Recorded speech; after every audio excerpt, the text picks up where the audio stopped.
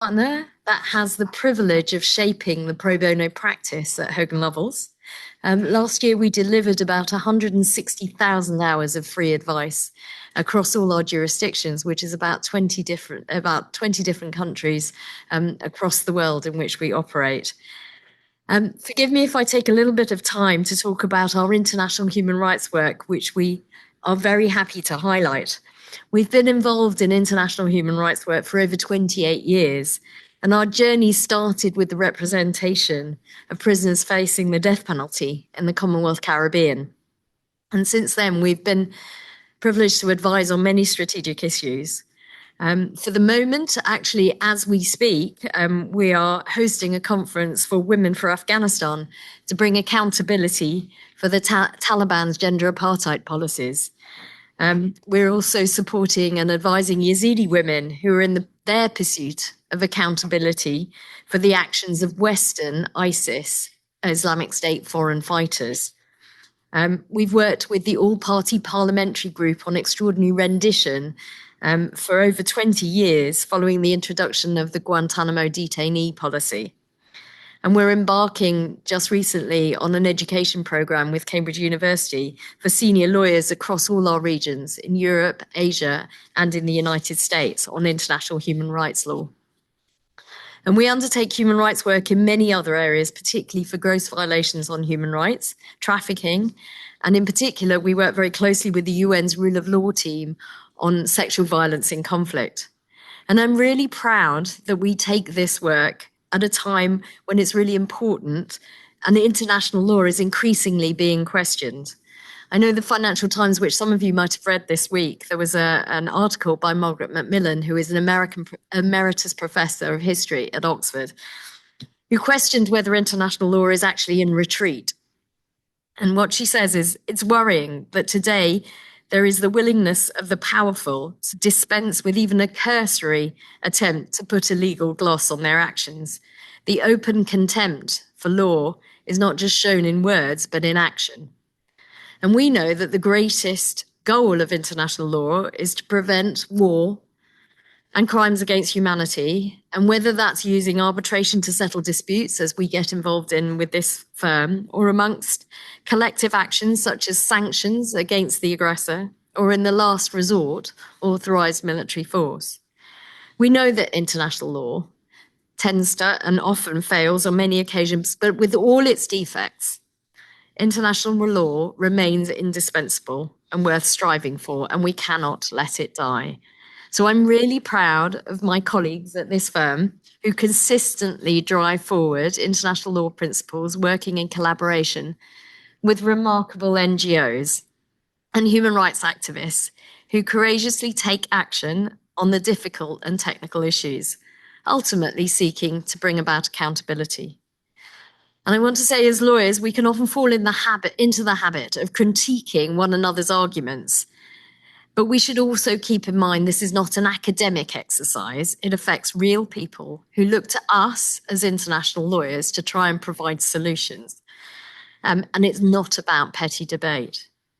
I'm particularly proud of this work undertaken and led by my colleague Danielle Flanagan from our New York office, who's worked selflessly on this project. She's also been supported by Hayley Campbell, working here in London.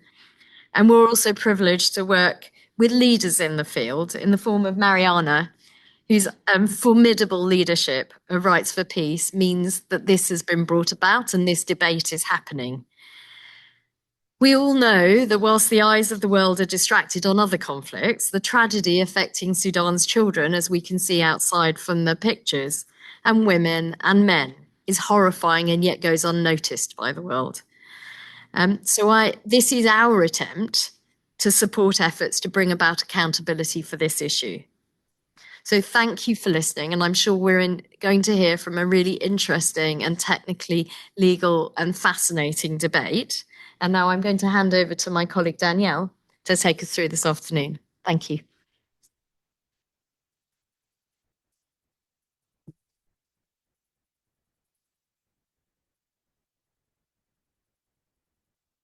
Thank you, Yasmin, for your remarks, and thank you all for being here on to discuss such a meaningful topic. Just by way of background, Rights for Peace, led by Mariana, and our colleagues from Center for Information Resilience and Hogan Lovells submitted a communication to the Office of the Prosecutor at the ICC pursuant to Article 15 of the Rome Statute. And before inviting our esteemed panelists to contribute to the discussion today, we will briefly just walk through some of the major findings of our communication to help frame the discussion that follows. And Mariana and I will specifically summarize the team's findings on one potential view of the scope of the ICC's referral-based jurisdiction within the context of UN Security Council Resolution 1593, which for context is the resolution that referred the situation in Darfur to the prosecutor's office in March 2005. And notwithstanding the fact that Sudan is a non-state party to the Rome Statute, which ordinarily precludes the court's exercise of jurisdiction,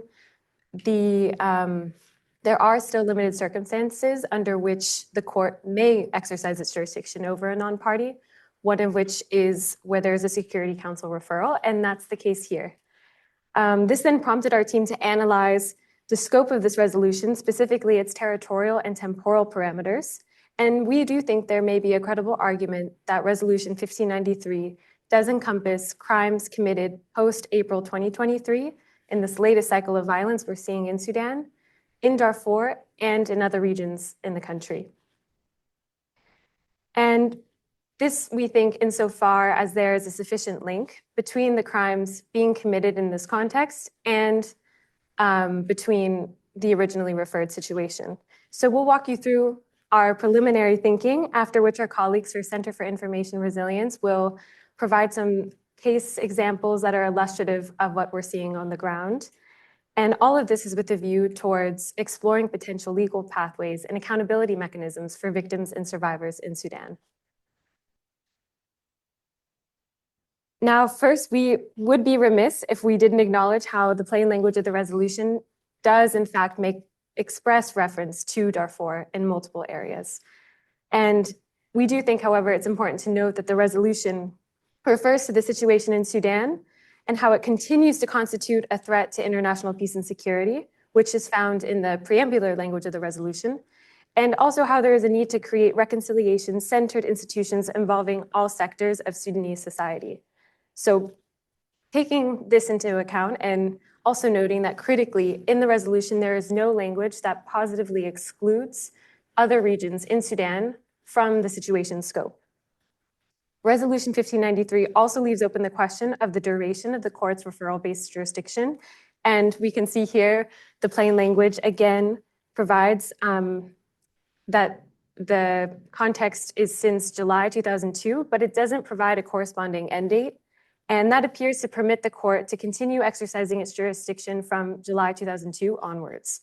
And other framing language in the resolution also helps supplement this view, as you can see, and it's on the screen as well, language that goes to how the situation in Sudan continues to constitute a threat, as well as how the Security Council decides to remain seized of the situation, both of which we think reinforces the continuing nature of the situation being referred.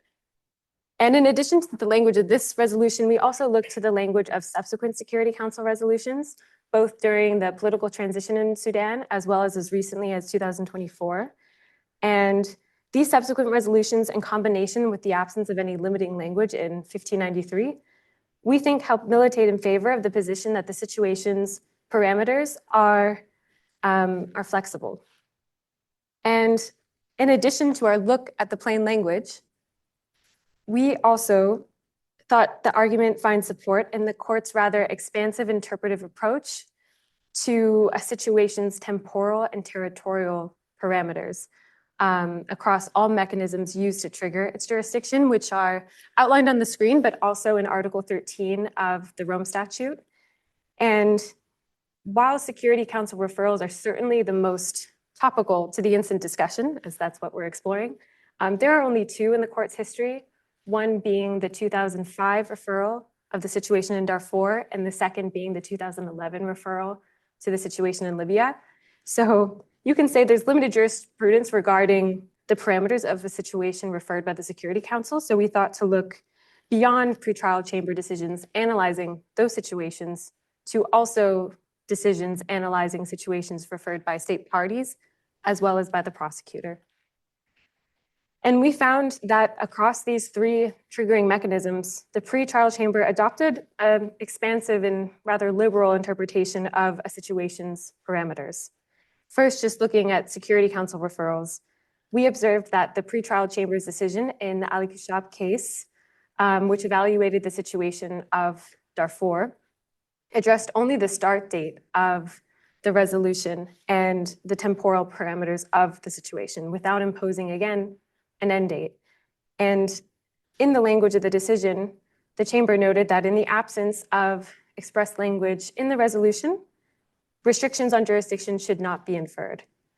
And we do want to note, however, that the crimes at issue in this particular case took place within 2003 and 2004, which had closer temporal proximity to the time referenced in the resolution. So we also want to note this and also look beyond just Security Council referrals, but to other triggering mechanisms. So that leads us now to state party referrals. And one case of a state party referral that we reviewed is the pretrial chamber decision in Barushimana, which evaluated the scope of the situation in the Democratic Republic of the Congo. And as a threshold matter, the chamber noted that where the situation of crisis referred was ongoing at the time of the referral, the boundaries of the court's jurisdiction can only be delimited by the situation of crisis itself. And the chamber specifically noted that jurisdiction may be exercised where there is a link between the situation referred and the crimes allegedly committed.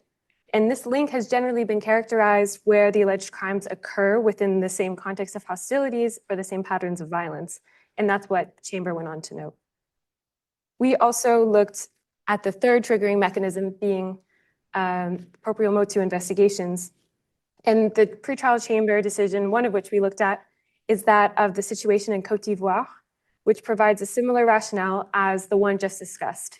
It again referenced this link and explained that crimes are considered part of an ongoing situation insofar as the contextual elements of the continuing crime are the same as those committed at the time of the originally referred situation. And in explaining this link, the chamber helped clarify that a link can be drawn where the same actors are involved or when crimes have been committed in the same context of attacks or the same conflict. So as applied to the context of Sudan, the involvement of the same perpetrators, albeit reconstituted under different militia names, the same affected and target communities, and the same patterns of violence support that the alleged crimes form part of the same situation originally referred in 2005.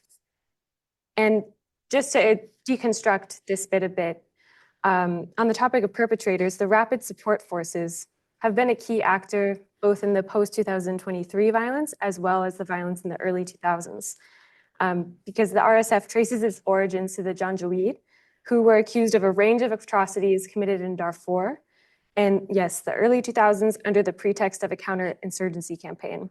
And while they officially formed in 2013, they're primarily composed of members of the Janjaweed, following their integration that was rather formal into Sudanese government structures. And for instance, General Mohammed Hamdan Dagalo, also known as Hemeti, is the current RSF commander and was allegedly implicated in the crimes committed against civilians in Darfur, South Kordofan, Blue Nile in the early 2000s. And similarly, General Al-Burhan is the current Sudanese Armed Forces commander, and he allegedly oversaw the Janjaweed from 2002 to 2005 in his previous role as commissioner of Jebel Mara. So you can see that both of these actors have resurfaced as repeat perpetrators here in post-April 2023 violence, both in Darfur and other regions. And now moving just to the topic of affected communities, we have seen that the situation in Darfur at the time of the referral was marked by the systematic targeting of non-Arab communities, particularly the Fur, Mazalit, Zagawa, Nuba, and other communities. And in 2023, incidents of identity-based violence and hate speech against these very same communities has been reported across Darfur and other regions. And lastly, the point that, and one of the grounds we see as a basis for this link we speak of, is the topic of violence and how the very same means of violence have been seen both in the early 2000s and again in the post-April 2023 violence. And these violence methods have taken the form of house-to-house killings, summary killings, scorched earth tactics, sexual and gender-based violence, among other forms. So we think all of this helped further corroborate the existence of a link and reflecting the same pattern of targeting that characterized the situation of crisis in 2005. And finally, our argument acknowledges how the UN Security Council referral mechanism, unlike other mechanisms that we just reviewed, maintains several design features that help facilitate a broad construction of the court's jurisdiction. And one design feature pertains to how Article 13b referrals, which are UN Security Council referrals, permit the Security Council to bypass the court's conventional jurisdictional limits, namely the preconditions of territoriality and nationality. And similar to all referrals, Resolution 1593 acts to extend the court's jurisdiction beyond these preconditions, effectively allowing, neither requiring, that the alleged crimes be committed by nationals of a state party nor occur on state party territory. So in other words, the court may exercise jurisdiction over crimes committed by the nationals of or on the territory of a non-state party, such as Sudan. And a second design feature that we looked at pertains to how the UN Security Council refers situations as opposed to matters, cases, or crimes. And just to quote, situations are defined as a specific set of events in respect of which credible allegations of crimes are made. And in the statute's travel, it confirms that while the drafters considered other terms alongside that of situation, they nevertheless selected the term situation very intentionally with the view to minimize several things, one of which is the Security Council's agenda setting power of the court, the politicization of the referral procedure, as well as just to promote the effective functioning of the court and allow the prosecutor to exercise his discretion. So consistent with the drafting history of the statute and the general prerogatives of the ICC, our view is that the term situation was intended to provide just an initial frame for the prosecutor to come in, and it does not specify particular crimes, locations, times, or suspects. So this review that we just covered of the language of the resolution itself, the court's evolving jurisprudence, as well as these design features, all help reinforce a functional or teleological approach rather than a formalistic view of the court's jurisdiction, whereby situations referred by the Security Council, like the situation in Darfur, only mark the beginning of the court's analysis of a situation's scope. And with that, I'll turn over the rest of our presentation to Mariana and to Letitia. No, this is here. Okay, so just to follow on from that, we're going to look a little bit more about the factual part of our submission, which considers really whether there is a sufficient link. So effectively, what we're trying to do with the communication is to show that there is a continuity between what happened originally, the situation of crisis that was referred by the Security Council to the ICC, and what is continuing today in Darfur. So that's the temporal part. And then if we can accept that temporal continuity, understanding the extension to the territorial continuity outside Darfur is just another step. So that's what we're going to try and look at now in terms of the facts. So essentially what we're trying to show is that there is a continuation between what happened back then, what was referred back in 2005, what is ongoing now, and what is not only ongoing now in Darfur, but also in other parts of Sudan. And essentially we're trying to construct this idea that there is a sufficient link that brings these elements together.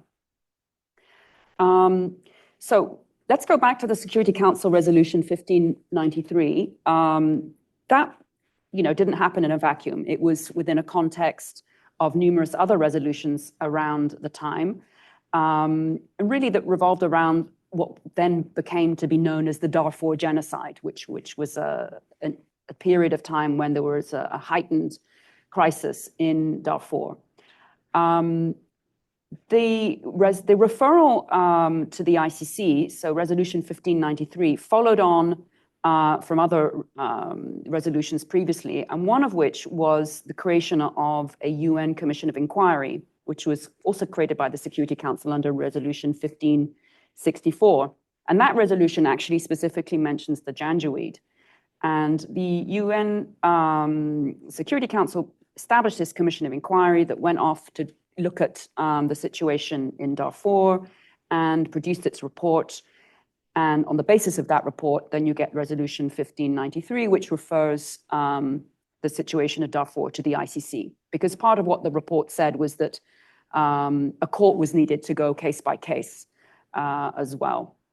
But in that report, and that's what we're looking at here on this slide, is a number of patterns of conduct were identified.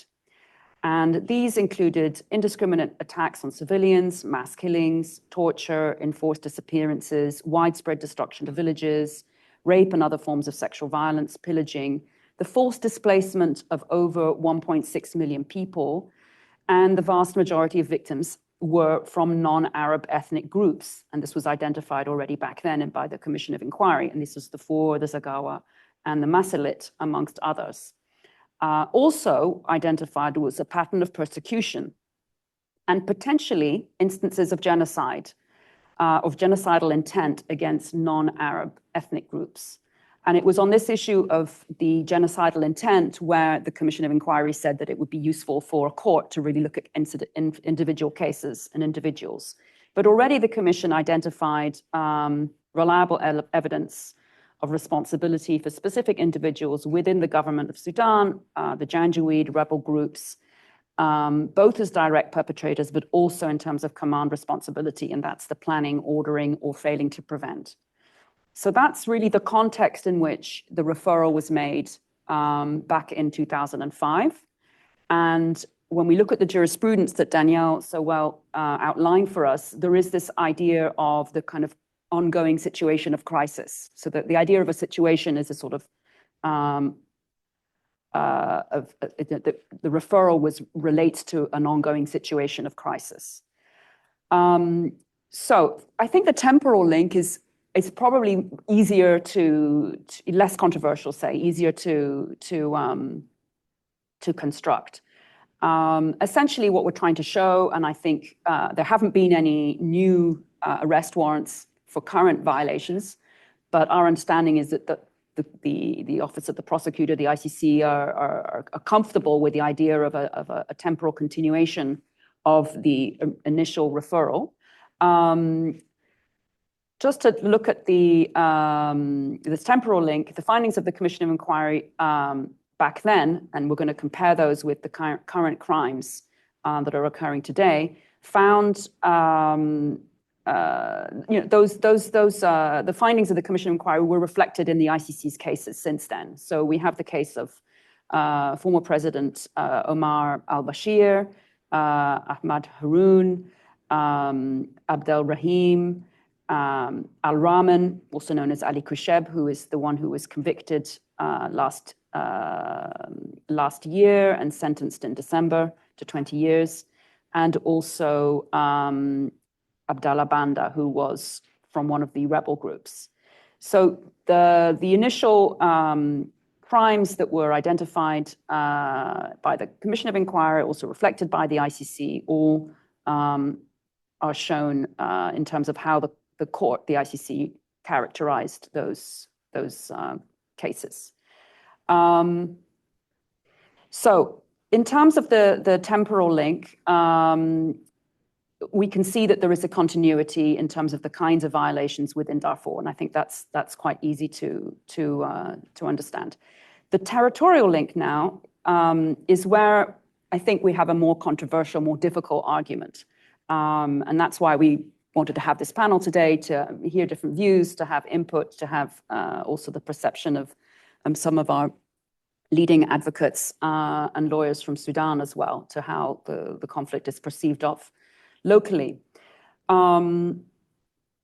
So what we're trying to say is that the violations and the pattern of conduct that has occurred back in 2005 is continuing to occur now and is also occurring outside Darfur is the same, that it's got the same types of crimes, the same type of intent, and the same types of ethnically motivated violations against non-Arab groups.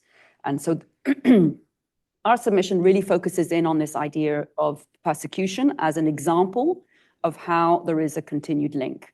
So we use the crime of persecution as a crime against humanity to show how the elements of persecution that we had back in 2005, that we've got going on at the moment in Darfur, and that also are present in locations outside Darfur, are part of the same pattern of conduct. So the link stems right back to what originally was referred to. It's the same continuing situation of crisis that is affecting and carried out in the same way. So here are some of the key factual indicators of continuity. The first is the same target groups. And we go into this in quite a lot of detail in the communication in terms of the history of the groups and why these groups are discriminated against historically, etc. So that's the same target groups, the same discriminatory logic. So there's this kind of use of slurs, of hate speech, of trying to create an existential threat, dehumanizing language that accompanies the attacks that did back then, that continue to now in Darfur, and are also seen in the evidence that we present in the submission in locations outside Darfur. The same prohibited acts, types of violence, the same types of operations, so the attacks on civilian populations, looting and burning of homes, house-to-house killings, and the ethnically selective violence where people are singled out within communities because of their ethnicity. This is something that happened back then, continues in Darfur today, but also exists outside Darfur. And then finally, the same or linked perpetrators. So it is still the same actors who were at the heart of what happened back in 2005, continue to be at the heart of what is happening in Darfur today, and also similar acts outside Darfur. So that's a little bit that what's inside in the submission. As I said, we use the elements that constitute persecution, and we look at 3 different locations. So we compare Darfur with Jazeera State and Kordofan, and we go through the elements of each of the elements of the crime of persecution in relation to facts that have happened in each of the 3 different states. And yeah, that's essentially what we try and cover in the submission. I'm just going to say a little word about the exhibition that is outside as well, which is a book that our partners and friends Waging Peace put together. But that also is interesting in that the pictures that you see from Darfur are not that dissimilar from the pictures you see from other parts of Sudan. These are pictures that children have drawn in terms of the way in which the war has been conducted. And so the pattern of conduct is really, really similar. So I'm going to hand over now to Leticia from Center for Information Resilience. We worked on this submission together because in the submission, we have got numerous links to videos and posts on social media which show evidence of racially motivated attacks, slurs, hate speech, etc., that kind of exemplify the repeat pattern of conduct in the different locations. I'm going to let CIR explain how their work works and how it interfaced with what we did.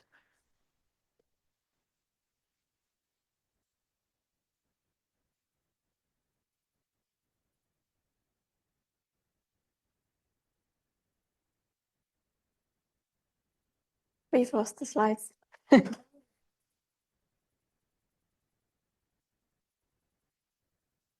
did completely.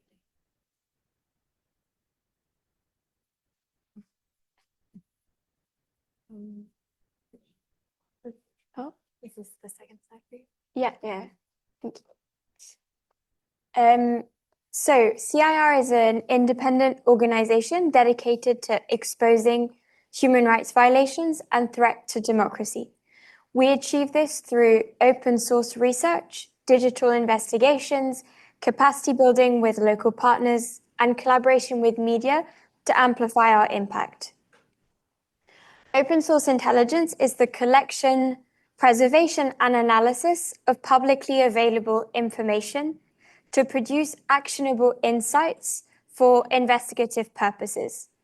So it enables us to collect, preserve, map, and analyze what is publicly available.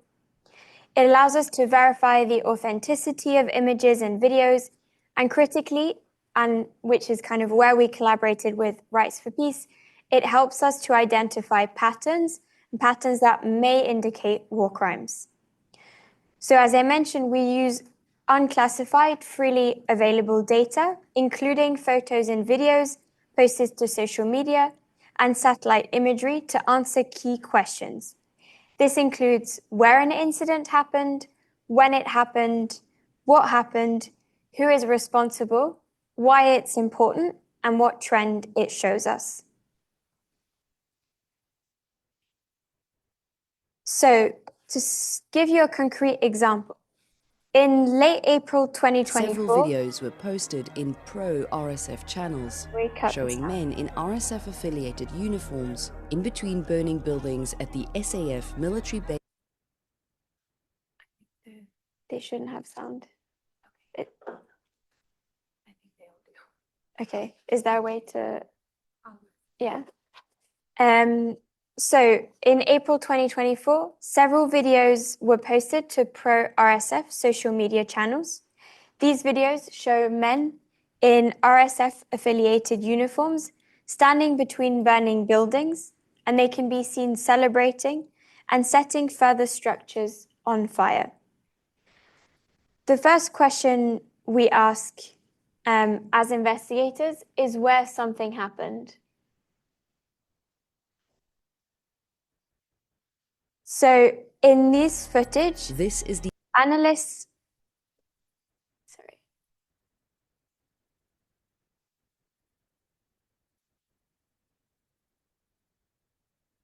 Thank you, whoever is taking control over the slide. So the first question we'll ask is where something happened. So in the footage, we identified a ridgeline, which turned out to be Al Dair Mountain in South Kordofan. By analyzing the footage frame by frame, we're able to identify specific buildings that have been set on fire to pinpoint the exact coordinates where something might have happened. As you can see here, we're going slide by slide or frame by frame of the video to be able to identify where something happened exactly. So here we're able to identify by creating a panorama of the video where through the analysis of the particular buildings in the footage, as well as the landscape, so here that kind of raised piece of earth, to identify specifically where something happened. By matching the vegetation and the roads, we're able to get exact coordinates of where an incident happened. Now, answering the question where something happened. Local media had reported that the attack took place on the 18th of April. Satellite imagery confirmed damage consistent with the attack. By comparing images from multiple days, we were able to observe the differences and establish a timeline of when an incident took place. We then tried to establish what happened. So we collected a series of videos, all filmed around the same area, which showed villages being set on fire repeatedly by men in military uniforms. These videos were all filmed around Sidra in North Darfur, days after the takeover of the base by the RSF, all leaving signs of burn marks on satellite imagery as the RSF progressed throughout the area. Now, the question of who is responsible? Attribution obviously plays a huge part in accountability, and a huge amount of the footage we collect is filmed by the fighters themselves. They show their faces, their weapons, their vehicles, their uniforms. By matching the uniforms with the light camouflage, the badges of the RSF and insignias, we're able to pinpoint who is responsible. And we can establish that the RSF is responsible in these incidents of mass destruction of civilian infrastructure. Now, while we may not always be able to visually link a specific armed group or a specific individual to each burned village, we are able to identify patterns. Accountability doesn't rely on a single incident, but rather a broader picture of what might be going on. And in this case here, the pattern was clear. Happened after the RSF. Over a 3-week period, 10 settlements within a 25-kilometer radius of Al Daya mountain showed fire damage. Most of the fires took place after the RSF took control over the base. When these sets of videos were linked together, the larger picture emerges. We saw it around Sidra, we saw it around Kordofan. In South Kordofan, we saw it in the region of Kouboum in South Darfur. And we have seen it play out repeatedly across the entirety of Sudan. You can see how satellite imagery is able to be analyzed, and you can see the visible trace that is being left behind by these actors. Now, looking specifically at cases that were used in the submission, starting with Al Damata in West Darfur. So between the 4th and the 10th of November 2023, RSF and its allied militia attacked civilians in Al Damata, West Darfur, and severely deprived individuals of their fundamental rights through killings, sexual violence, forced disappearances, torture, as well as degrading and inhumane treatment. CIR verified the location of a video posted on the 7th of November showing RSF soldiers detaining dark-skinned individuals, all in civilian clothing. A high-ranking RSF commander is seen in the proximity of this footage. CIR satellite imagery analysis showed that the video was most likely taken on the 5th of November, and it also shows smoke rising in the background from a southeastern direction, as you can see on the top of the slide. Throughout the detention videos, RSF fighters and commanders were heard alleging the men are Masalit, a non-Arab ethnic group. They also used the term comrades, which refers to fighters associated with the Sudanese forces, whom are mostly Masalit. In one video, a commander called on fighters to please no one hit them, those are prisoners, while another voice is heard saying, no, those comrades must be whipped, stomp them, hit them. So this highlights again that these men are being targeted because of their ethnicity. In another example, in a series of attacks between December 2023 and March 2024, the RSF deliberately targeted civilians through killings, rapes, abductions, and the destructions of villages, including the village of Tungal. 2 videos posted on the 18th of February 2024 depict the aftermath of RSF attacks committed between the 10th and the 25th of February 2024. In one video, armed men, with one man wearing what appears to be RSF uniform, are seen going around a village as fire burns residential housing. The second video shows 7 dead bodies in a rural area. CIR geolocated the footage to Tungal. So as you can see here, again, that same methodology of using satellite imagery and comparing it with footage that was filmed on the ground in order to be able to pinpoint the exact location an incident took place. The person in the video here can be heard saying Si, Kabashi, Ardol. These are both reportedly ethnic Nuba groups, so again, non-Arab communities from the Nuba Mountains. In the second video, an individual behind the camera is recorded shouting at a motionless body. He's specifically, again, calling out Kabashi and Ardal and kind of is implying that, saying, this is what your people want for you, this is the destruction you want. So kind of, again, blaming people for what is happening to them. they're saying they won't stop. They'll say they'll go to Kadugli. So again, this is further evidence to kind of the deliberate targeting of civilians based on ethnicity. And lastly, as mentioned kind of earlier, RSF forces have used scorched earth tactics throughout the whole of Sudan, kind of reminiscent to Darfur in the early 2000s. However, the RSF is not the only conflict to the party known to employ these tactics. Between the 11th and the 14th of January 2025, the SAF burned down 3 Kanabi villages. These are kind of informal settlements for migrant farm workers in southern and eastern Jazeera. Residents describe the violence as deliberate arson, which has been corroborated by CIR through the analysis of open source information and satellite imagery. So we verified fires at 3 separate camps in Jazeera in January 2025 during the South takeover of the states. In a video filmed at the Al-Shikaba Al-Jak camp, a man is heard celebrating off camera while saying, "No more camp, thank God the fire is still raging."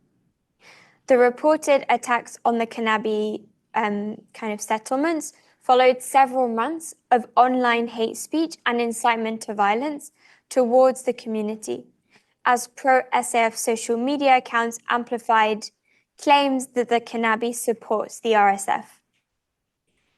So kind of to summarize those 3 incidents that I've walked you through, all 3 incidents and examples highlights that incidents in Sudan are geographically widespread, and that detentions, killings, the destruction of residential areas target civilians and show patterns of discrimination based on ethnicity. And I'll hand back over to you.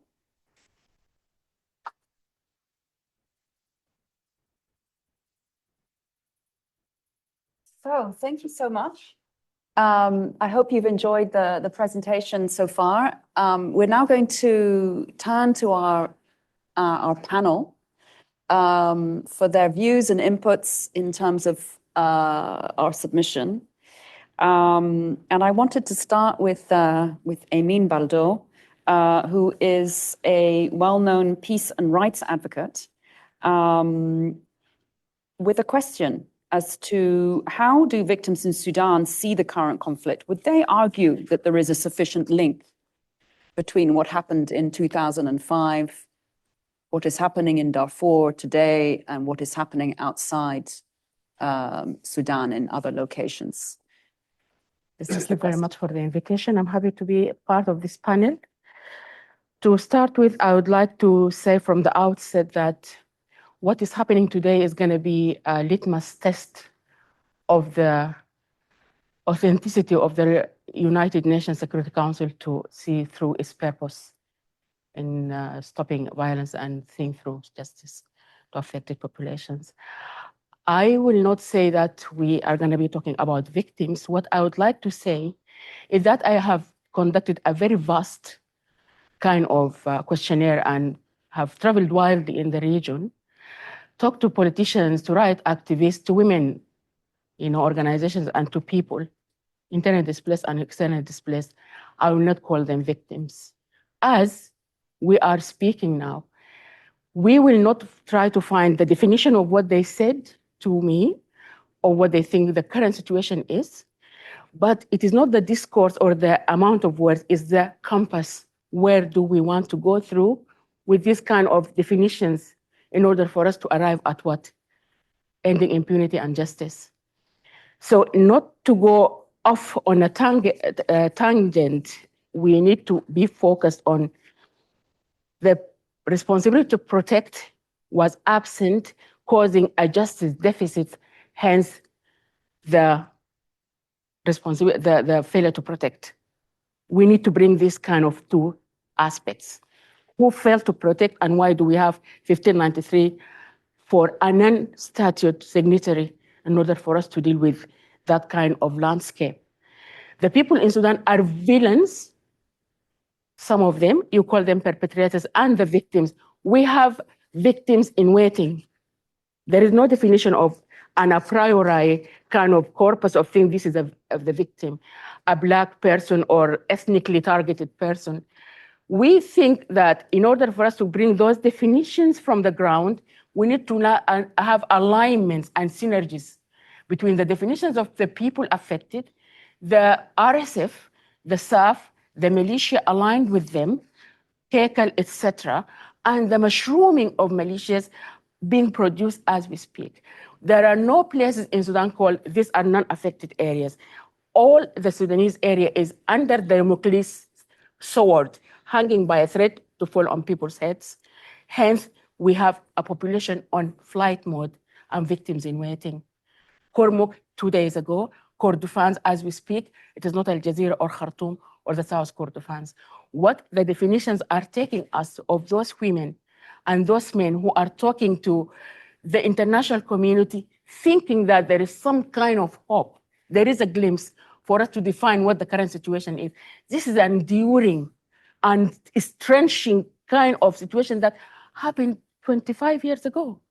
This is the last kind of section of a perpetrated, consistent kind of attack on the Sudanese landscape, population, and the non-state institutions, the lack of the kind of international might or political will to bring around the kind of apparatus that will stop the vicious circle of the drivers of the conflict, the trajectories of the conflict, the causes of the conflict, which are very, very many, poverty, arms influx, the geopolitical kind of resources that are making Sudan prey to outside people, and the internally, kind of fighting people. As the commander of the UNAMID person who just published his book last week is saying he didn't find Arabs and non-Arabs in Darfur. He was very perplexed of who are these kind of people. What is the binary definition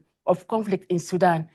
Arab, non-Arab, Muslim, non-Muslim, women, men, the kind of binary definition that caused us the separation of the South on these binary lines, leaving for us the same places we are now trying to depict as Kordofans and South Brunei. Where were they in 2005? Why didn't we come through this kind of lens to see? So what these people are telling us, if you say that there is some kind of sufficient link between 1593, when it was initiated in 2003, until now, where is the dispute? There is some kind of jurisdictional nexus they would like to identify. If the court will say that, according to Article 13b, the authority of the United Nations Security Council to actually see this kind of extension, it is feasible because there is some kind of room, as you are now creating a link of a situation as depicted by your presentations. There may be a situation versus case. It refers to a situation, not a case. So you have a ground. There are some kind of expanding jurisdictions because the pattern is the same. And then there is continuity of conflict for years. But the perpetrators are not the same. The landscape of the violence is not the same.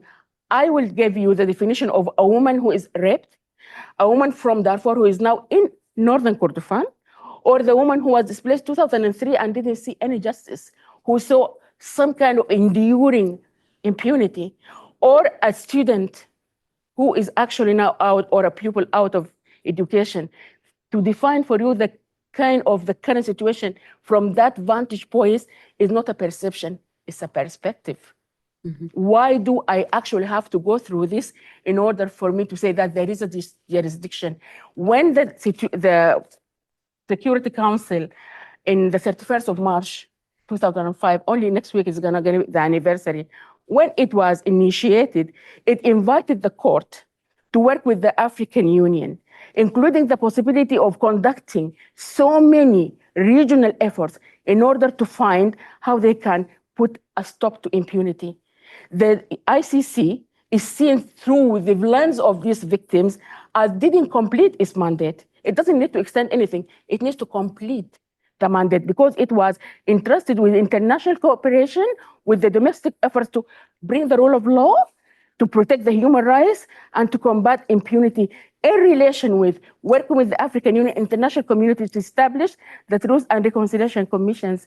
And in order for them to have a lasting peace, they did not finish their mandate. They did not have the mechanisms or the resources to fill it. They don't need to extend anything. They need to complete the previous mandate. Thank you. Okay, thank you for that. I would like to now turn to Mohammed Abdel Salam Babika, Dr. Mohammed. Dr. Mohammed is a UN Special Rapporteur, actually, on Eritrea. So that's a separate sphere of work, but also someone who has published extensively on Sudan, on constitutional law and human rights. And we're really, really pleased to have you here also on our panel and that you were able to participate. Yeah, I would ask you the same question in terms of this link. We're trying to see the Security Council has given jurisdiction to the ICC over Darfur. And that Security Council resolution is seen by many as a limitation on the territory that the ICC can investigate. I think the question of the time, I think, is less controversial, but the territorial part, I think, is controversial. And we would be really interested to know whether you also see that there is some kind of link that links back to 2005, the situation in crisis that was back then, and the kind of patterns of violence that we see today in Darfur and also outside. Thank you. Thank you, Mariana. Thank you for the invitation and also for the submission. Actually, I read it with extreme carefulness, so that because it is very innovative, in particular the issue of using the expansive interpretive methodology or approach. And actually, I tried to look at the resolution in terms of focus. It is focused on Darfur, but at the same time focusing on Sudan. And also to look at the resolutions of subsequent resolutions at the time, especially during 2005, 2004, Sudan went through the different issues, which is the South Sudan issue. Mm-hmm. And most of these resolutions actually also focus on Darfur, but it's about Sudan in terms of the conflict. And the conflict, from my perspective here, you need to look at Security Council resolutions in terms of holistic approach rather than Darfur focus. So I think that the first step that the resolution could be interpreted in its context, not only to include Darfur, but to include the whole of Sudan. But my problem is actually with the argument in the submission made, the focus on persecution or crimes against humanity. I think you made your life difficult by focusing on persecution of the crime against humanity, and rather than focusing on also, in addition to crimes against humanity, also focus on war crimes. And because war crimes here, it will expand, it will help your interpretation methods that you link the crimes perpetrated and the perpetrators. And here maybe you go technically into evaluation of Common Article 3, Additional Protocol 2, and to what extent the violations committed, whether in Darfur or in Khartoum or in Kordofan, are actually linked to the victims and the perpetrators. And looking at, because I'm trying to look at the territorial link and also the victims. And if you look at the 2023 conflict, here you have the command structure of both the RSF and the Sudanese army are actually based in Khartoum. So basically, orders, command responsibility, all emanated from the center rather than from the periphery. And here you create the link between the crimes committed and the perpetrators. So he actually shifts the argument. For example, because the conflict basically started in Khartoum and then moved to other places, including Darfur. And both Burhan and Hemeti actually have their command centers, they have their operations, they have their control in the center, and the crimes committed is far away. So here, it could be like a very good argument could be used from war crime perspective, including Article 8, to argue for the continuation of the conflict. Especially at that time, you have thousands of Sudanese who are actually from Darfur and also non-Darfurians who are actually detained in many locations. And even now, until now, they are actually disappeared. So there is many people actually disappeared as we speak. There is also issues related to sexual and gender-based violence extensively, which is actually squarely falls within the definition of war crimes. So maybe this could be like an argument could be made with regard to the territorial link and the temporal link to the conflict. My main difficulty also with the actors, because 2003 the RSF is actually an ally to SAF, but now the RSF is actually in a different the conflict now has its own different dynamics. So basically, this is also one of the challenges about they are not the same perpetrators. They are different perpetrators, they are different actors.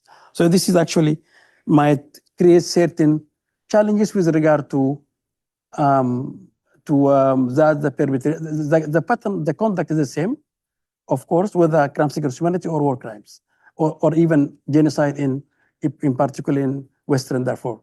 But the problem is actually the actors, because the continuity of violations is actually happen at different times, at different places, but with different actors. And I think this could be one of the challenges with the submission.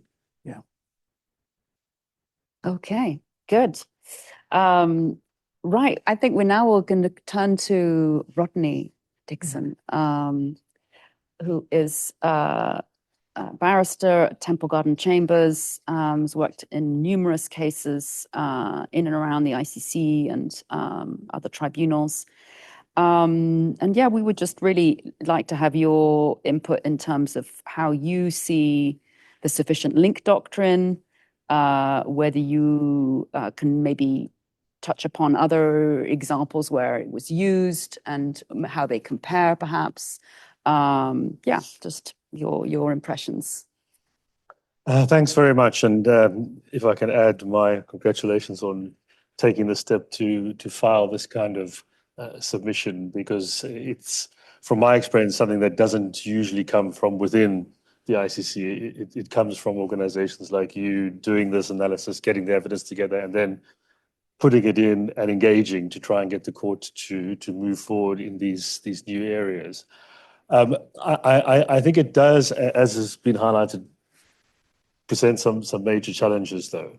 I mean, I understand what you're saying is that what needs to happen is that the court should be able to, in fact, charge substantive crimes wherever they occur in Sudan at any time. Contextual evidence in relation to crimes against humanity and related evidence is always admissible, whether it takes place outside of the territory or at a different time.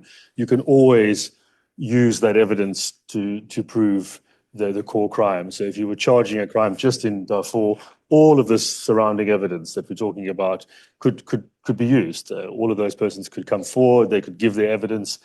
But it's a different matter if somebody was detained in Khartoum at the beginning of the recent conflict, for example. Could that crime actually be charged? That person could give evidence about the overall plan, the policy, who's behind it, and all of that. But the key question, I think, that we're all trying to address is can the court go beyond just using that evidence? I think it's a safety net. We can always fall back on the fact that all of this evidence, at the end of the day, if there's ever a case brought, and that's the main thing at the moment, I think, is the ICC going to do that?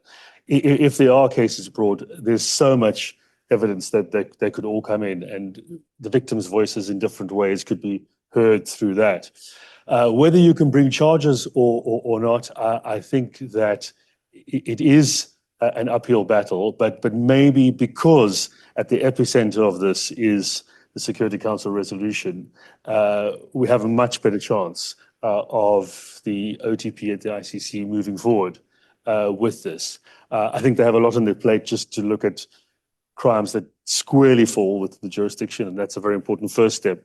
But I firmly believe that they shouldn't close the door to looking at crimes more broadly, because it's ultimately quite an artificial distinction. It's a legal jurisdictional matter, and as lawyers, it's fun to discuss. But really talking about people's lives and suffering, we must find ways of piercing that. And it's an argument that I know has been made a lot with the OTP, that the prosecutors should be trying to push the boundaries as opposed to stepping back. There'll be plenty of defense counsel who come and try and shrink the jurisdiction of the court. But as prosecutors, they should be trying to expand it. That's what prosecutors throughout the world do. And I think they should be trying that here as well. Having said that, in the past, the track record of the court is to be quite conservative in this regard. And I know, having been involved in many situations where we've tried to expand the jurisdiction, or we're still trying to do it, for example, in Syria at the moment, where you've got the Myanmar precedent, but they haven't expanded that to any other situations. And I often tell the story of, and this was somebody in the OTP previous leadership, but quite high up, saying that when they did this, they said, "Oh, Rodney, we knew once we did this, we'd have endless people like you and your organization trying to jump on the bandwagon and come through the door now." And I said, well, isn't that what prosecutors do? Let's try and expand it. But that's in the past. That's a different time period. And also, it's not Sudan with the Security Council referral. And I think there is a lot of attention on Sudan now, and for the court to act in this situation, despite all of the other challenges around the world. This has not received enough attention. But I think that in a way, in a strange kind of way, is positive, because I think it puts more pressure on the court to take notice of what's happening in Sudan and look to bring charges there and look to find innovative ways of using the Security Council resolution, because it is only one of two. Libya was not restricted in any way. At the time, there was only a conflict going on in Darfur. It wasn't anywhere else. So naturally, the Security Council focused on that. If it had been taking place elsewhere, they would have looked at it more broadly. It was only because of the circumstances at the time that it was worded in that way. And I agree with the arguments that have been raised that situations don't refer to matters, cases, individuals. It's meant to be depoliticized. It's meant to cover the entire country. And the prosecutor's office over time, particularly with referrals and also pre-motor investigations, is very, very careful to say, look, we're not going to just take one part of it or one side. A situation is a situation. It covers the whole country where this applies. And that's also in line with the principles of international humanitarian law as well, which I think must be emphasized. Once a conflict starts in a country, you can't then say, because it only broke out in this part, say the eastern side, that when something happens in the western side, that it's not covered by humanitarian law. It spreads throughout the entire territory that the parties to the conflict are operating in, and it also gets linked to the different parties as well. So in Bosnia, when the Serbs came over the border and started in '92 in eastern Bosnia, it didn't mean that later on, when it moved to Sarajevo and then moved to Srebrenica, that those sections were out for some reason. The application of the law covered the entire country. And in exactly the same way, the application of a Security Council resolution should cover the entire country when the court has seized of the situation only because the Security Council has given it. They've overridden all principles of criminal law, territory, nationality, and said, you can have it. The Security Council can do anything. So let's allow it to do anything. Give the court jurisdiction, obviously only to charge where there's evidence, but to investigate as widely as possible.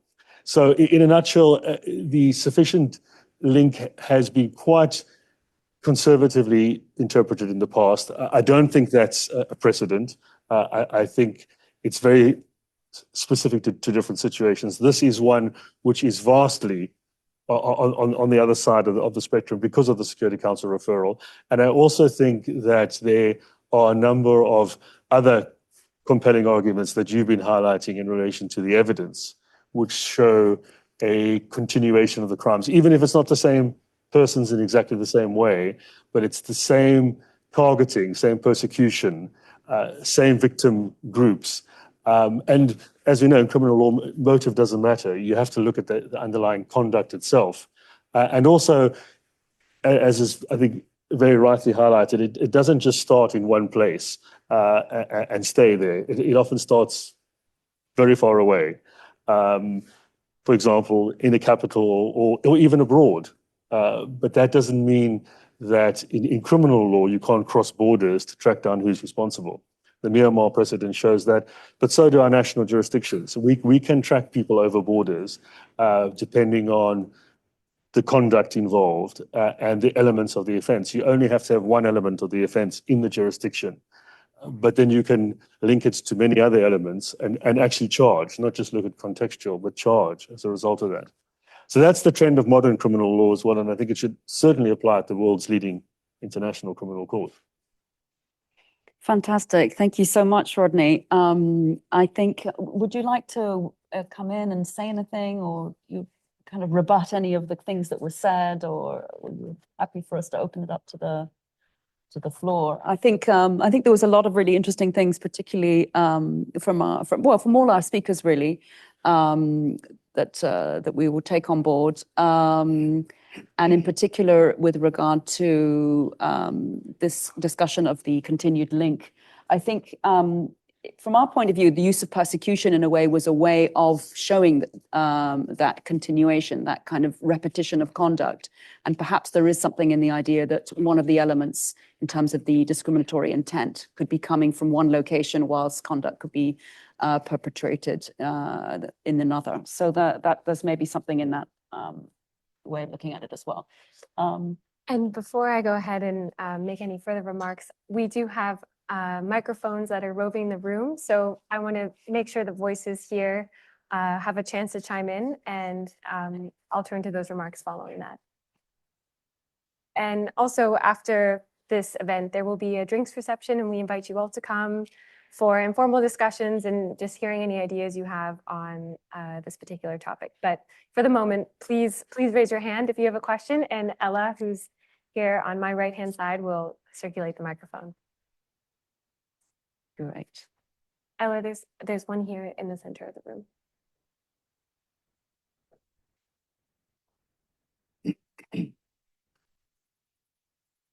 Sorry.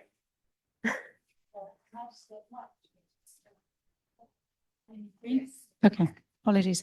Hi, my name is Andy Lamb. I'm an independent consultant, but in a previous job, I was working on the issues that we've been discussing tonight.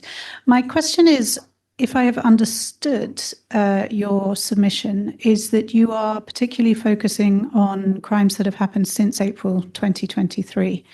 And I was just wondering, having worked on the two areas, including incubating a human rights monitoring team who were recording all of the indiscriminate attacks on civilians in the two areas for over 6 or 7 years, why you chose to start at that point, particularly if you are trying to show an ongoing pattern of behaviour, because our monitors in and of themselves were recording barrel bombs, cluster bombs, hospitals, schools, and civilians in the two areas consistently over that time.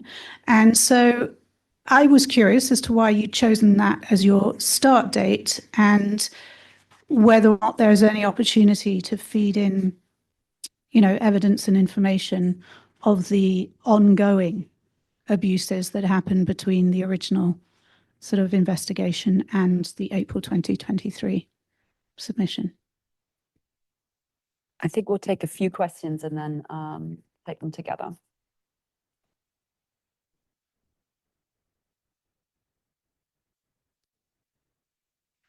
Hi, my name is Mariam. I just moved here from Geneva. I was working with the ICRC, and thank you so much for this fantastic panel. My question is regarding states that have allegedly contributed to or supported parties to the conflict, for example, the RSF, and enabled their commission of grave breaches of the Geneva Conventions and violations of international law, and how that is taken into account in these sorts of submissions in establishing a sufficient link, how, if and how that is considered. Thank you.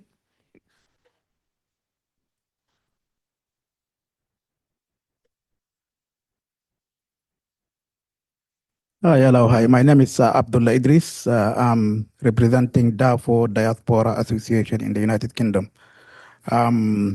Yes, I agree with you that the crime committed in whole Sudan is very horrific and nobody accepts it. But Darfur has been under fire for more than 20 years.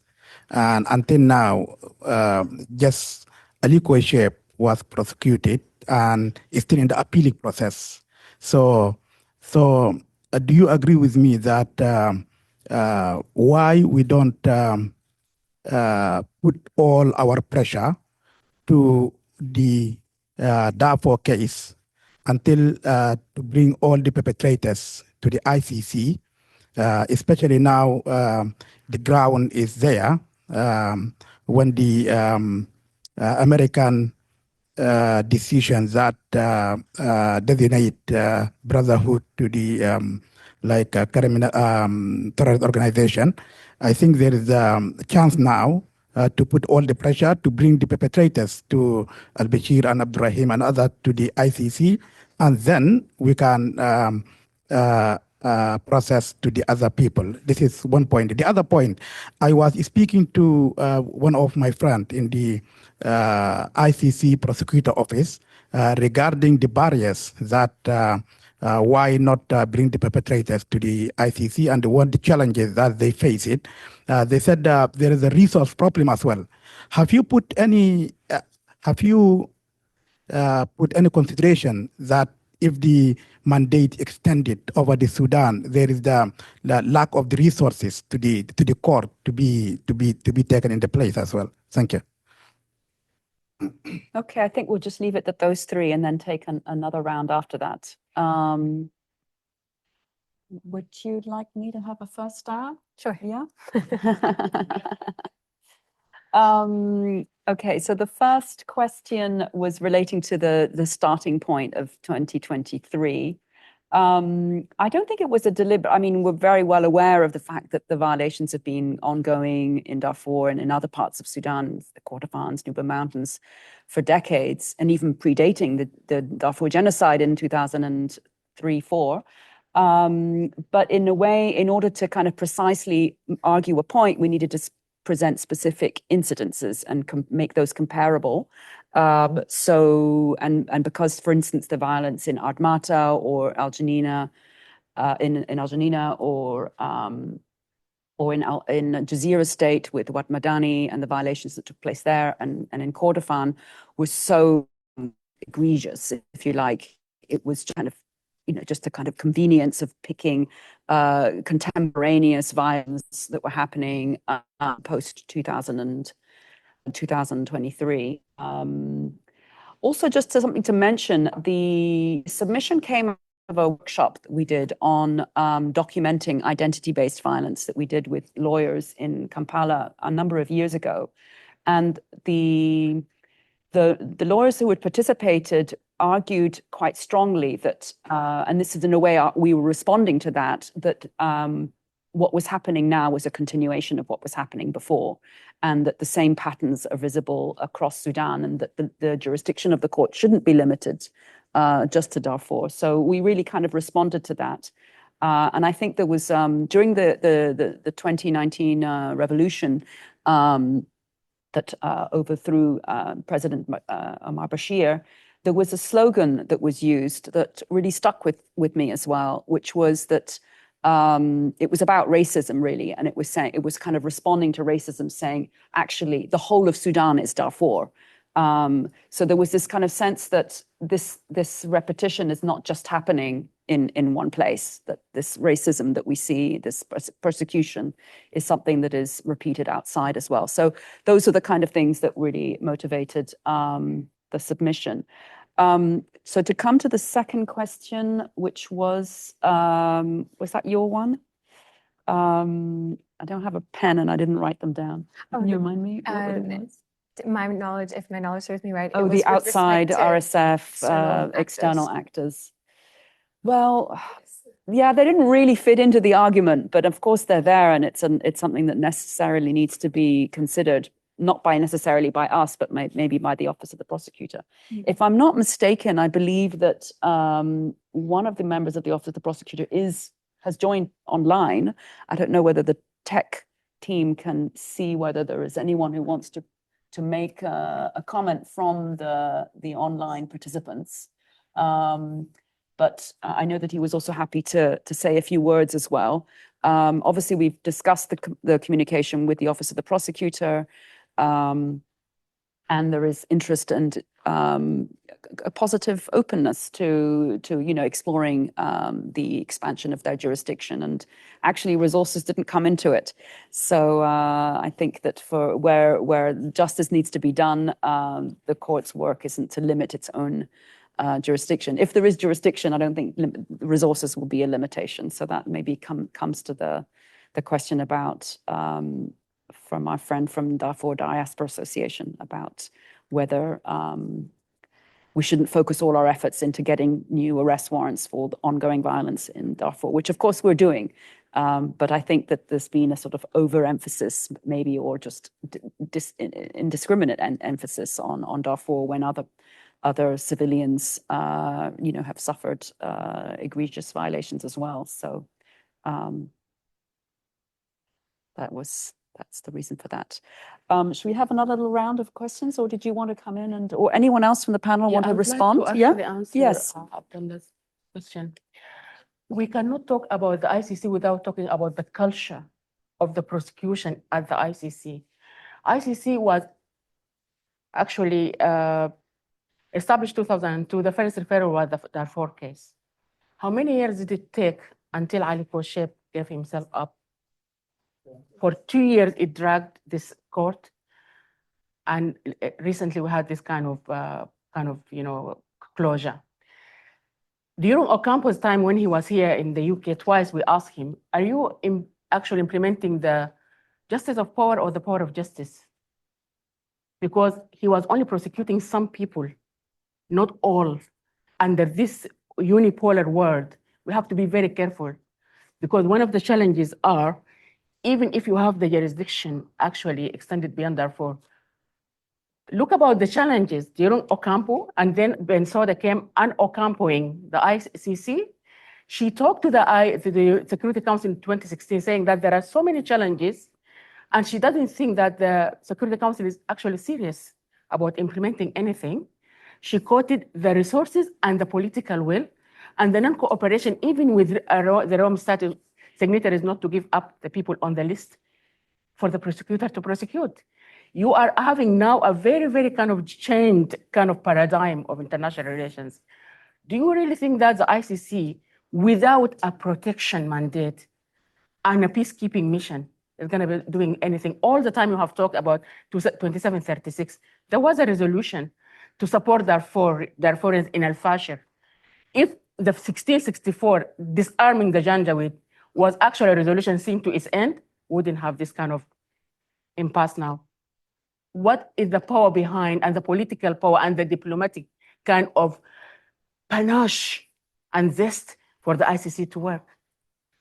The feasible and the desirable are the dichotomies you have to deal with.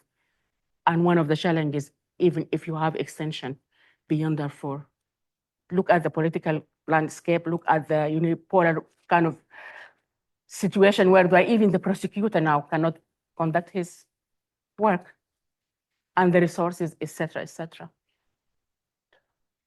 Can I just also add on the first question about outside involvement. I think that that could potentially be used to try and say, well, this is actually a different situation now, and certainly those people who are involved would suggest that your jurisdiction doesn't extend over us outside of Sudan, and I think we do have to take it into account in terms of how we put forward this argument, because many have argued that this conflict can't be understood without the involvement of outsiders being put in its right context. And there have been outsiders involved on all sides, but in particular, as you mentioned, the RSF with the backing of the UAE, an incredibly powerful state that has ensured that this conflict has got legs. Many have argued that it could be stopped very quickly if that route was cut off. But I think there are strong arguments that can be made that all of the actors have to be investigated in this process, and that in fact it is a continuation, even if those parties weren't involved at the outset. What has happened is they've preyed on a situation where there are divisions and persecution can be perpetrated, and it's been possible, therefore, to allow that to continue.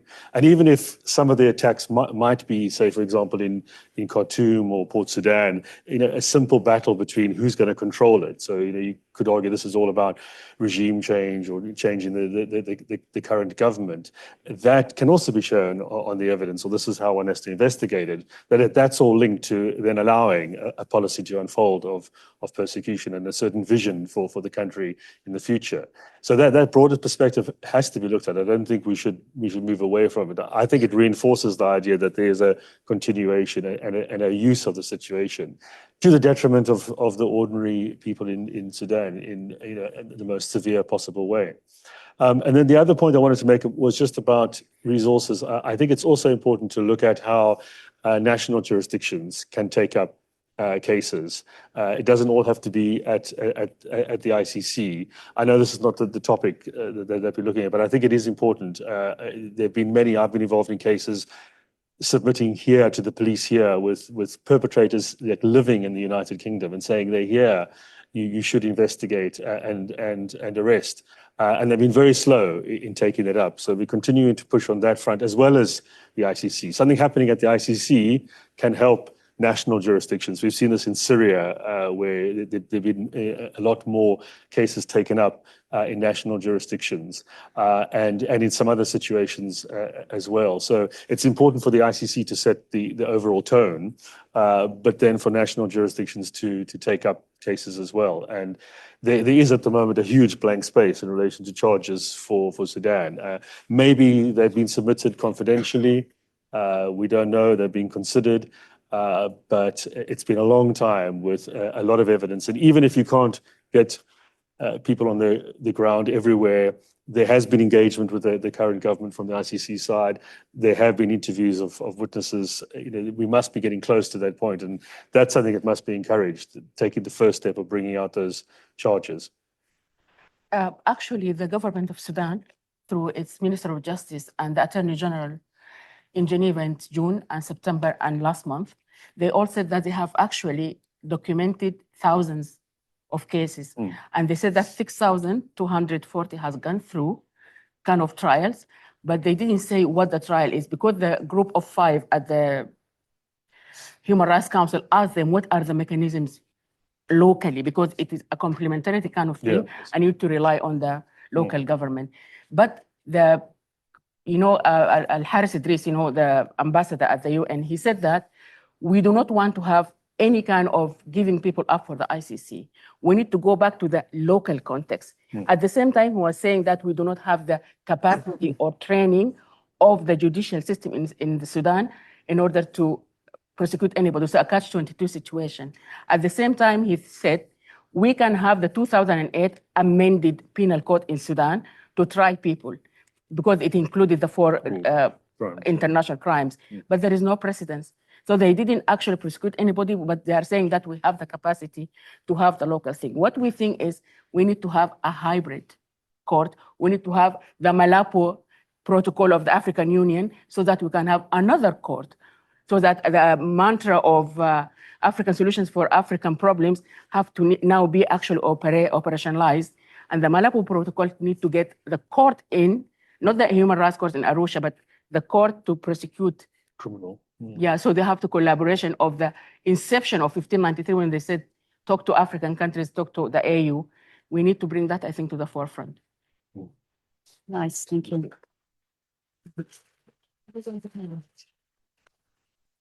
We have roughly 30 minutes left, and in this period, please note that members of the Office of the Prosecutor are here and willing to take questions as well. So to the extent you have questions for those colleagues or for any member of the panel, we're all happy to engage in a robust discussion.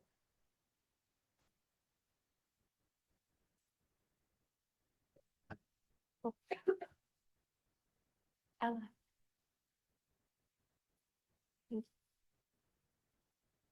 Should I go? Hi, I'm Kirsty Sutherland. It's a real pleasure to see everyone. Hi, Poobadoo online.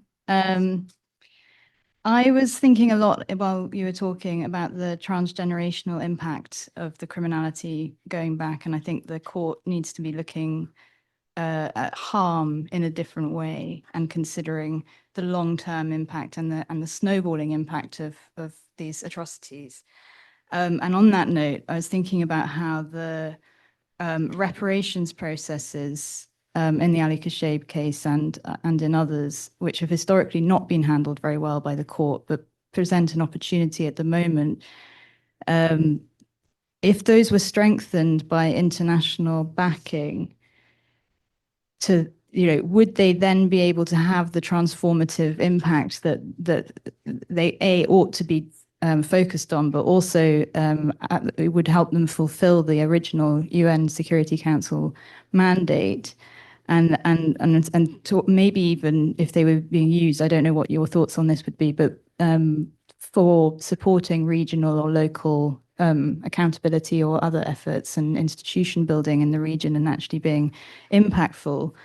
And then my other thought, and sorry, this is just a sort of brain spasm that you're being invited into, but is do we need to be looking at this sort of horrendous inflection point in the world order?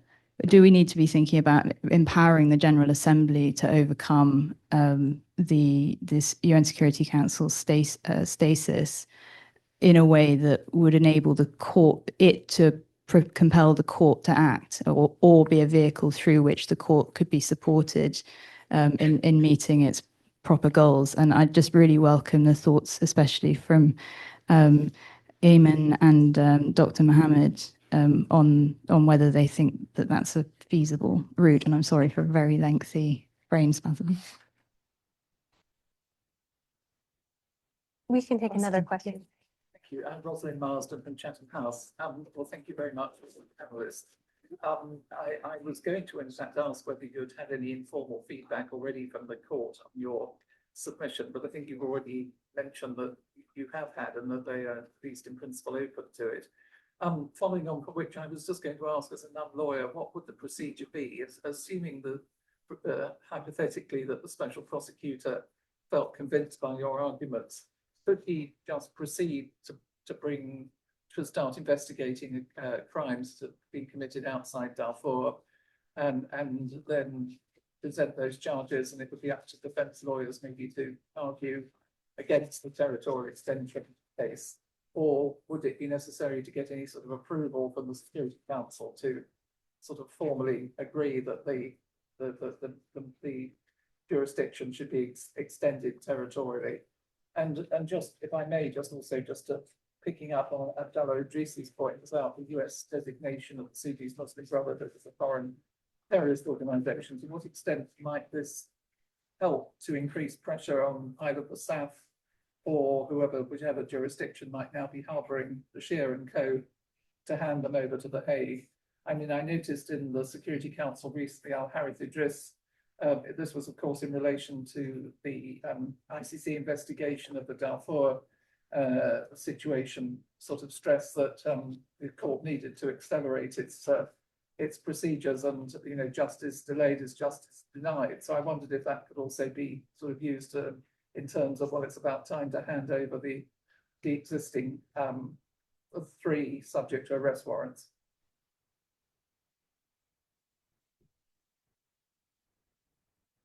I think we'll take one more question.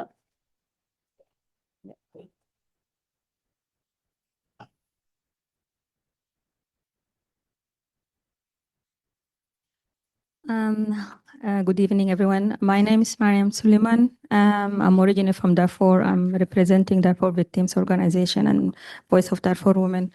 Thank you for organizing this event. And I think my first, maybe it's a comment regarding the slowness of the process, the whole process.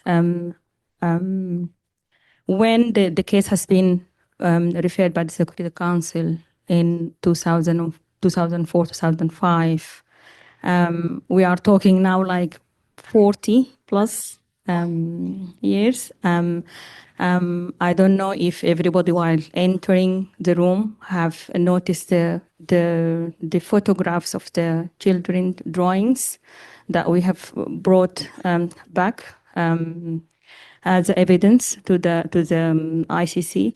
I think my question or my comment is there is a fragmentation of the law. Because to take the whole case of Sudan together, because we made this comment multiple times, even just before this latest war has been outbreak. It's not. We always saying it's not the problem of Darfur in Sudan. We were saying it's the problem of the whole Sudan. And Darfur being one of the cases. Even when the crimes started in Darfur, there's other areas were experiencing similar things. As my colleagues has been mentioned, the only criminal who have been now in actual trial and court is Al Kosheb. And as a woman, we were insisting on the crimes, the gender-based violence, and specifically the rape cases that has been already would have been now bringing a little bit of hope for the innocent ladies and young women who have been experiencing this for a long time. As a Sudanese, I remember there is some point where people like are kind of arguing, we are not united. But I think now we can feel and we experience this one Sudan and one nation. And I think we need to be listened to Sudanese themselves, because when we said it multiple times before, it hasn't been taken into consideration. 4 or 5 months just before the war has break, we have like a meeting here. We said there is a big war is going to happen in Sudan if there is, it's not being to be looked after properly. Another thing is going back to the. I think there is an. I don't know how I can phrase it or call it. There is something like a weak part in the law itself. Make this is not happening. To take the like kind of holistic approach to the problem in Sudan, similar to what happened back in 2006, 2007, when the Home Office here has sent some of the failed asylum seekers back to Sudan because they said Khartoum is safe for you to be there. Thank you. Okay, thank you. What preparations for me and Dr. Mohammed Abdullah? Yes. Sure. Let me just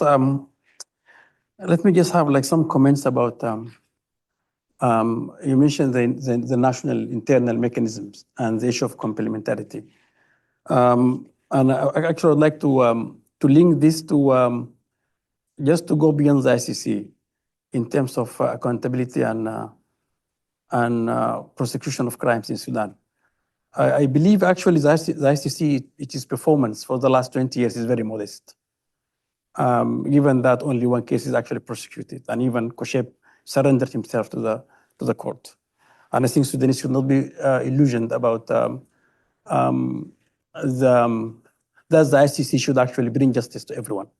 It is remote justice, and Sudanese missed the opportunity in 2019 after the Great Revolution, which actually this might at that time lots of effort could have been done to change the legal and political dynamics in terms of law reform, in terms of reforming the judiciary, in terms of reforming the prosecution office, in terms of also Sudanese can at that time to target specific institutions, and also including handing of al-Bashir. Now the situation is really difficult, given the fact that lots of actors are actually implicated previously in Darfur conflict, and also now in the 2023 war. And in my view, this requires not just to focus on specific cases. The justice issues in Sudan has to be resolved through a comprehensive, integrated transitional justice process. And this is also linked to a viable, credible peace process where you have Sudanese civil society is actually part of the process. Many peace agreements failed to deal with the issue of justice as an integral issue that need to be dealt with during peace negotiations. And because mainly peace negotiations included the perpetrators, and the perpetrators are not keen to prosecute themselves. And I think this needs to be taken into consideration. And here I would like to focus on two reports. One report, the last report by the Commission of Inquiry, proposed that not that the ICC should prosecute cases. It proposed that we should have a parallel process. Not only the ICC, but to to have a hybrid court. And also here I would like, and this is actually reflecting that maybe the drafters of the Commission of Inquiry report have the feeling that the ICC did not act as a deterrent, because the ICC had this file long time ago and violations committed. And the other report, actually 2009, the AUPD report, and I think Barney, one of the drafters of this report, which is actually included very specific and good recommendations. They call it integrated. We call it Mbeki report. It proposed a transitional justice formula where you have different paths for justice. And I think this could be the only viable solution for Sudan. But this requires how the forthcoming peace process will take into consideration at its heart how justice, including persecution, reconciliation, reparations, all this has to be negotiated from a perspective where the international community, the United Nations, put pressure on the perpetrators how to deal with these violations. And I think this is the only way to have to implement the idea of transformative justice rather than looking at specific cases. Because in my view, these cases will take long time to prosecute because we are lawyers and we know the technicalities and how it takes time to prosecute those who commit crimes. Thank you. In order for the perspectives of women raped, for example, and any kind of idea of reparations to be dealt with, let us talk about the one word we did not talk about, the war and how to stop it. Unless you stop the war, you are having a moving target. You cannot have a time frame whereby the ICC just now told us about the challenges and the resource constraint they are facing. We are trying to look at 3 dimensions: the local dimension for justice, the regional, and the international. The Sudan government in Geneva last month said that they have their own mechanism. There is a committee for prosecuting the breaches of national international law. That is just the name. And they say that they have some kind of other kind of mechanisms. When you look at the cost of justice, if you see 1 year at the ICC costs 180 million plus, but if you have a hybrid court, that will be less than 150 million. And if you want to talk about the money, look at the gap of the strategies. Bring me to the third dimension of the international community. When somebody actually tells us that there is some kind of designation of Muslim Brotherhood as terrorists, then they pose sanctions. Where is the strategy coming with that sanction?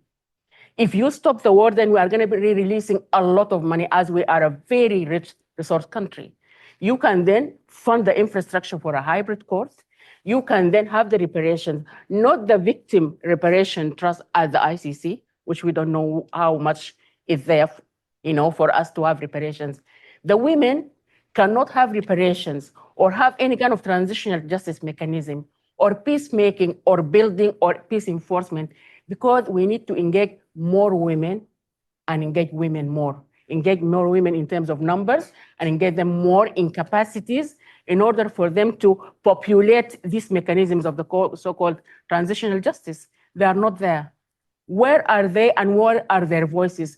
Who is representing anybody who is called a victim or identifies as such? If you do not have that empty chair at the negotiation table, we are not going to be looking at any reparation, because some women died and any reparation cannot be individually attributed. You need to have something to do with stop the war, populate the Security Council with a permanent member from the African continent. If you don't have that, don't talk about the Security Council and the avalanche of vetoes, because we don't have a voice there. So you have a voice that is absent locally, regionally. What is happening at the AU? Where are the mechanisms of the AU to bring all this women, peace and security stuff? We are so much engaged with women in peace and security in the UK. Thank God for the APPG for women, peace and security here. But where is the spirit of that protection? Not the letter of the word. If you do not bring me the kind of justice needs to be seen, as we say here, all the legal people tell you, you need to be seeing justice being done. If you don't have any kind of, like in Rwanda, for example, or in Sierra Leone or Liberia, you have so many courts in order for people to seek truth and reconciliation and to have closure. Who killed my son and who killed my daughter and who raped my sister? If you don't see that person brought to that, you are gonna vanish. And this lifespan of an individual is such that it is staring you in the face and telling you what will happen to so many people after this session is over, who are not going to be anywhere to be counted. They will be dead or tortured or disappeared or actually enslaved for sexual kind of liberties. So time is very important for us. The time ticking is the time on somebody's lifespan, on somebody's well-being, and the right of Sudanese for a future which is quite absent and conspicuous by its absence in discussions like this in the legal profession. The lifetime of a court case will drag, but at the same time, we cannot have that kind of mechanism not having a parallel mechanism locally, regionally, with women. Where is the leadership in Africa? Where is the leadership here in this kind of country? Yvette Cooper is appealing to Shabana Mahmoud to allow Sudanese students to come. Where is the joint government here to say that if Yvette Cooper wants the voices of women and girls in Sudan to be heard, why is the rest of the government not actually joining forces? Where is that liberty? Where is that kind of justice? What are we saying? We are Sudanese in this country, benefiting from the plethora of ideas and mechanisms to have democracy being practiced. Democracy is the rule of law, but the justice is part of it. Sudanese need justice wherever they are. Where are the justices in the region of the Gulf states, now under attack by Israeli and American kind of troops? And the Sudanese are actually having multiple marginality because they are there as refugees who are not recognized due to the absence of UN mechanisms because there is no protection. Until the war is over, until some kind of ICC kind of deliberations are brought about, until there is any dispensation, the protection of Sudanese in terms of security, in terms of social protection is paramount. Bring the P back, the people, the protection, and the politics and the peace into the equation. Thank you.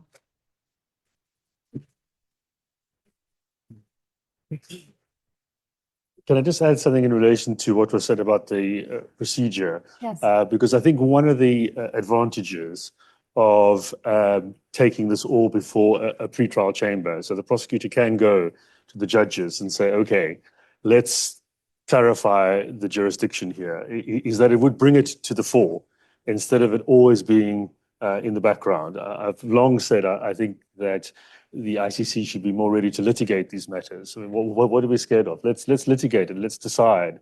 The court's not bound by the Security Council. It's an independent body, so it can decide on how it interprets its jurisdiction.